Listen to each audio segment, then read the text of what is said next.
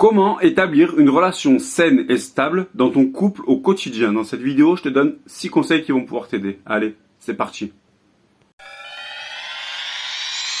Bonjour, je suis Alex, coach de vie en épanouissement personnel. Dans cette vidéo, je vais te montrer comment avoir une relation saine et stable dans ton couple. Je vais te donner quelques conseils qui vont pouvoir t'aider parce que dans un couple, c'est pas toujours tout beau et tout rose. On a des hauts, des bas. Il faut arriver à comprendre l'autre personne qui est en face de toi et arriver à déceler des comportements qui sont inhabituels. Car sinon, cela entraîne des non-dits qui créent des suppositions et forcément sur le moment, une autre vision des choses qui n'est pas la sienne. En premier, je te dirais qu'il faut dire ce que tu désires. Il faut dire tes envies, ta vision des choses, ce que tu aimes, ce que tu aimerais faire, ce que tu désires, ce qui t'anime au quotidien, dans un futur proche. Il faudrait dire ce que toi, tu souhaites. Et ce qui te plaît vraiment au fond de toi. Parce que s'il ne te le demande pas, il faut que toi, tu lui dises qu'il le sache. Parce qu'il ne va pas forcément te le demander. Donc il faut que tu dises vraiment les choses qui te plaisent et que tu aimes. C'est très important qu'il le sache. Deuxièmement, je te dirais de lui demander aussi à ton tour, qu'est-ce qui ne lui plaît pas? Qu'est-ce qu'il n'aime pas? Ou qu'elle n'aime pas? Il faut savoir demander à l'autre personne ce qu'il ne lui plaît pas. Parce que si l'autre personne n'est pas en capacité de te le dire à toi, il faut que tu arrives à lui demander. Comme ça, tu sauras et tu auras une bonne base pour continuer.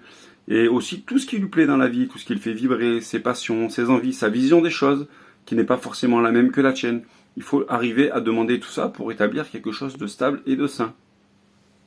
Troisièmement aussi, très important, c'est de proposer. Proposer, c'est un sens large. Proposer, c'est proposer des instants de complicité, des instants à deux, de casser la routine et ne surtout pas tomber dans une routine finalement. Garder ce jeu de séduction, toujours séduire, toujours essayer de faire plaisir à l'autre. Mais à juste milieu, il faut que ce soit dans les deux sens, c'est pareil. Mais il faut toujours préserver ça et proposer des choses, des activités ensemble, et pouvoir développer plein de choses, des connaissances ensemble, de voir ce qui nous plaît, ce qui nous plaît pas, mais tout ça ensemble. Donc de toujours proposer quelque chose de plus qui forcément va vous créer une meilleure complicité.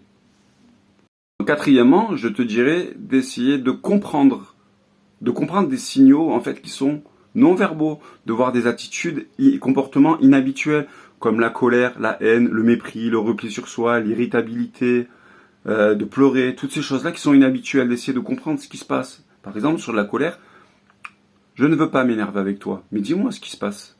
Qu'est-ce qui se passe? C'est pas un comportement habituel que tu as maintenant.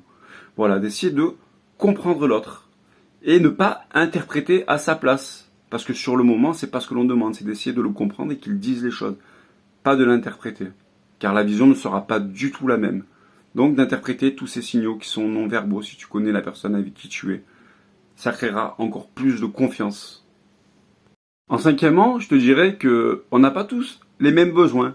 Il y a des couples qui sont très fusionnels, d'autres qui ont besoin de moments de partage, d'autres de solitude. En fait, il faut prendre conscience que peut-être que la personne en face de toi, elle a besoin de ces petits moments de solitude, de se replier sur soi, d'aller faire une remise en question, d'aller prendre l'air, et en fait de le respecter pour la bonne marche à suivre de ton couple et pour le respect aussi de la personne qu'elle est. Donc parfois, il y a des personnes qui ont besoin de ces petits moments à eux. Ça ne veut pas dire que la personne ne t'aime pas, ça veut dire juste qu'elle a besoin de ça pour pouvoir avancer et pour pouvoir dire les choses finalement.